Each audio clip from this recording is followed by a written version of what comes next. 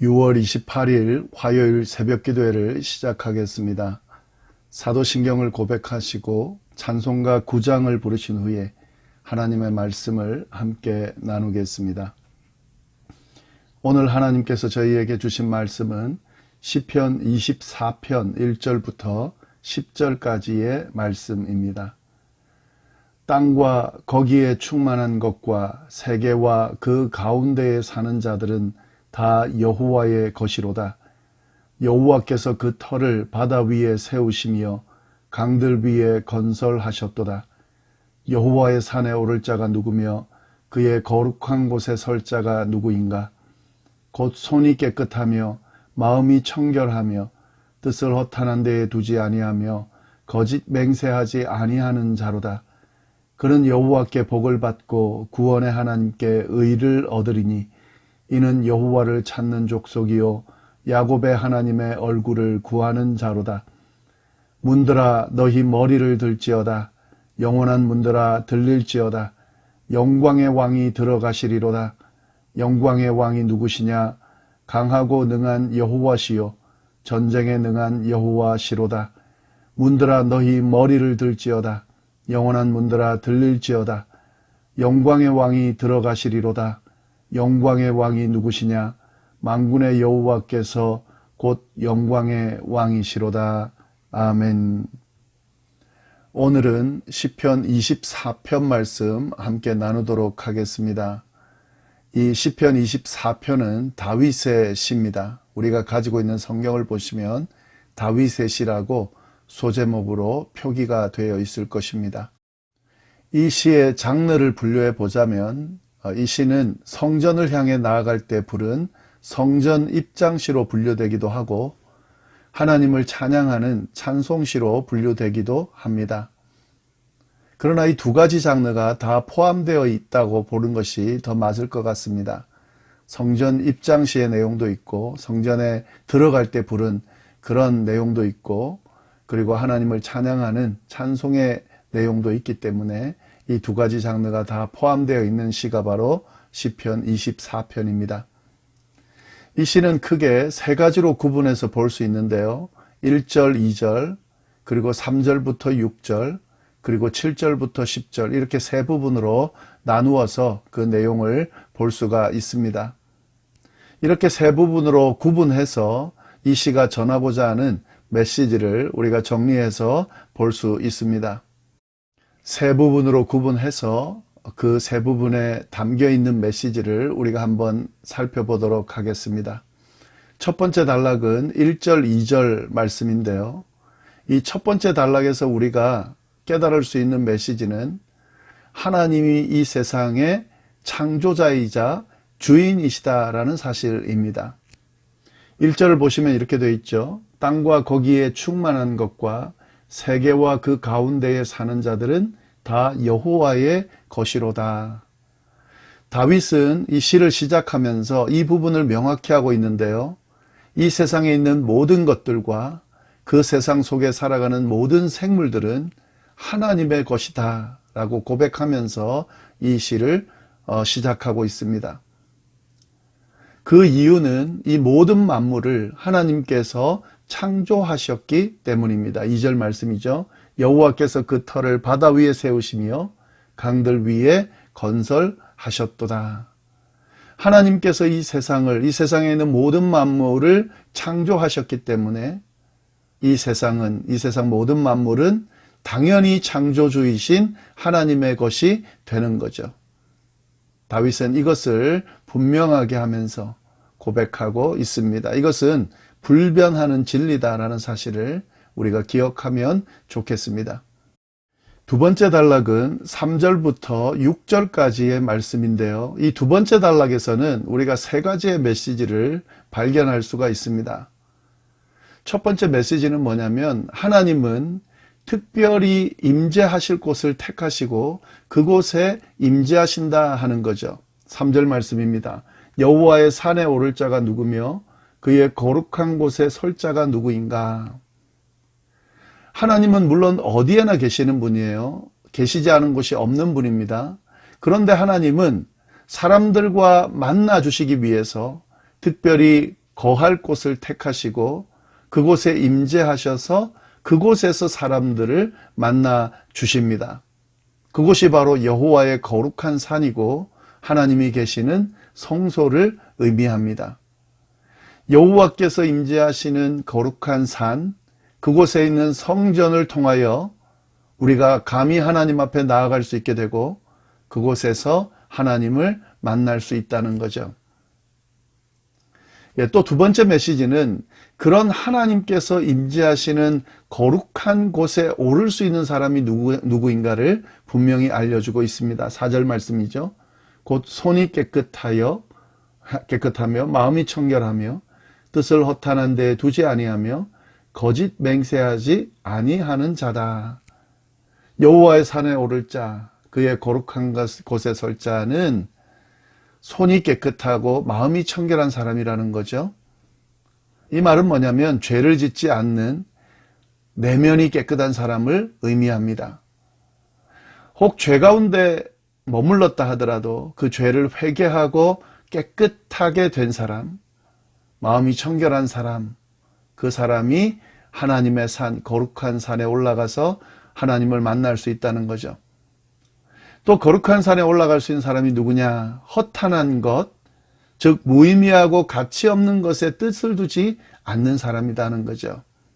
무의미한 것, 가치 없는 것, 허탄한 것, 허무한 것, 여기에 마음을 두지 않는 사람이 거룩한 산에 올라가 하나님을 만날 수 있다 하는 거고요.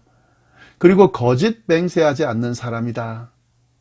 하나님의 이름으로 하나님 앞에서 거짓말하지 않는 사람, 거짓으로 맹세하지 않는 사람, 속이지 않는 사람, 이 사람이 거룩한 산에 올라갈 수 있다.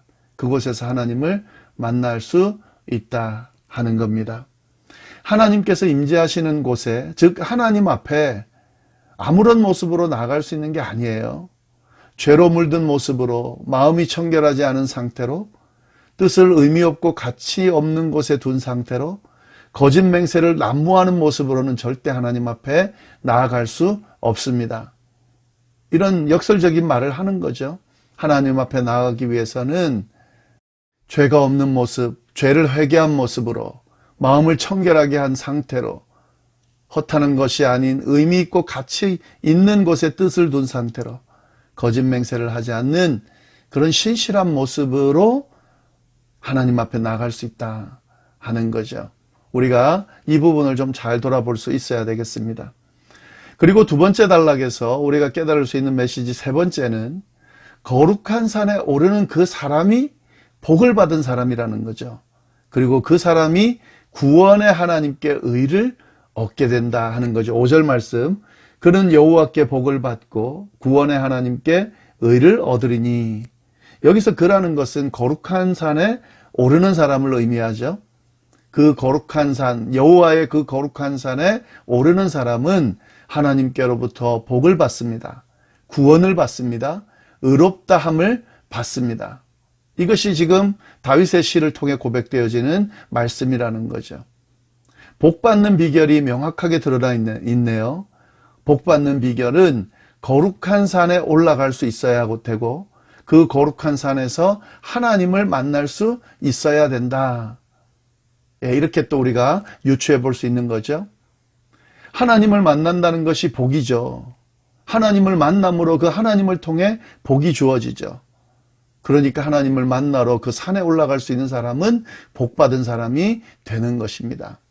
6절 말씀을 보시면 복받는 사람이 다르게 표현되어 있는데 6절 보시면 이는 여호와를 찾는 족속이요 야곱의 하나님의 얼굴을 구하는 자로다. 복받는 사람은 누구라 그랬습니까? 여호와의 거룩한 산에 오르는 자고요.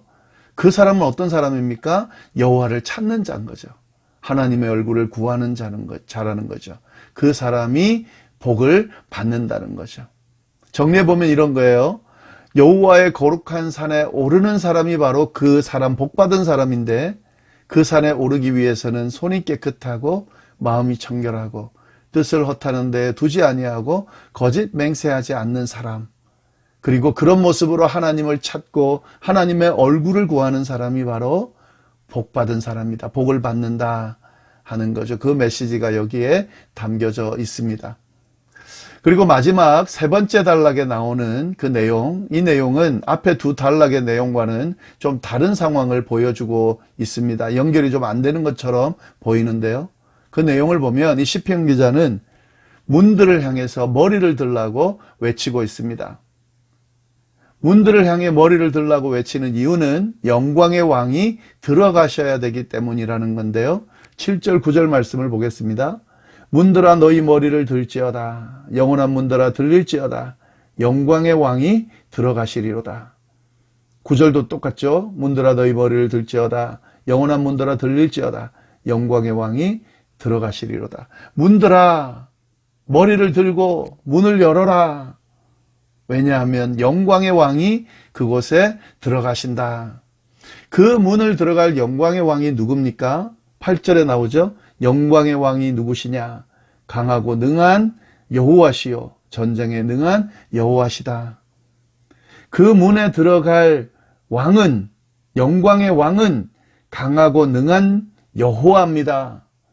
전쟁에 능한 여호와입니다. 다윗이 이렇게 고백하고 있습니다. 10절에도 나오죠. 영광의 왕이 누구시냐? 만군의 여호와께서 곧 영광의 왕이시다. 만군의 여호와시다 하는 거죠. 문들아 너희 머리를 들어라. 영광의 왕이 들어가신다. 그 영광의 왕이 누구냐?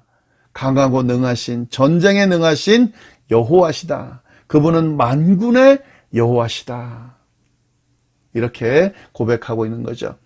이 세 번째 단락도 첫 번째, 두 번째가 조금 다른 상황이지만 그래도 정리해 보면 다 연결해서 볼 수가 있습니다. 이 내용 시편 24편을 연결해서 보면 이렇게 정리할 수 있겠죠. 하나님께서 임재하시는 거룩한 곳, 그 성소에 나아가는 자는 복이 있습니다. 구원을 받습니다. 의롭다함을 받습니다. 하나님은 그 거룩한 곳에 임재하는 하나님은 누구신가? 모든 천지 만물을 창조하시고 다스리시는 이 세상의 주인이신 하나님이십니다. 그 하나님은 강하고 능하신 만군의 여호와시며 영광의 왕이십니다. 성소에 들어가 그 하나님을 만나는 사람, 그 성소를 향해 그 하나님의 얼굴을 구하는 사람, 그 사람은 당연히 복받은 자가 될 수밖에 없다는 사실을 오늘 시편이 이야기하고 있는 거죠. 그리고 그 성소에 근데 나아갈 때에 아무나 나갈 수는 없다는 거죠. 그 성소에 오르는 자는 회개하여 죄를 해결한 자, 마음의 청결함을 유지하는 자, 뜻을 허탄한 곳에 두지 않는 자, 뜻을 허탄한 곳에 두지 않고 하나님께 두는 자, 아무렇게나 거짓을 말하고 맹세하지 않는 진실한 모습으로 하나님께 나아가는 자, 그들이 바로 하나님의 성소에 들어갈 수 있고 천지를 창조하시고 다스리신 이 세상의 주인이신 하나님, 강하고 능하신 만군의 여호와 영광의 하나님을 만날 수 있고 그 하나님을 만남으로 복받은 삶을, 구원받은 삶을, 의롭다함을 받은 삶을 살 수 있다 하는 거죠. 이 말씀, 이 메시지들 우리의 삶에도, 우리의 신앙 여정에도 다 적용할 수 있는 내용이죠. 우리가 이 사실을 잘 기억하면서 우리의 모습을 돌아보고 복받은 자의 삶을 살아갈 수 있기를 간절히 바랍니다. 기도하겠습니다. 하나님 아버지 감사합니다. 귀한 말씀으로 하루를 시작합니다. 특히 시편 24편에 나오는 귀한 메시지들을 깨달으며 오늘 하루를 보냅니다. 하나님 함께하여 주옵소서. 무엇보다도 주님을 찾고 사모하고 주님을 만나려고 성소로 올라가는 삶을 살아가는 우리의 삶이 되도록 인도하여 주옵소서. 성소에 나아가기 위하여 우리의 모습을 돌아볼 줄 아는 그런 사람들이 다 될 수 있도록 주여 인도하여 주옵소서. 함께하여 주시기를 간절히 바라고 살아계신 예수님의 이름으로 기도드립니다. 아멘.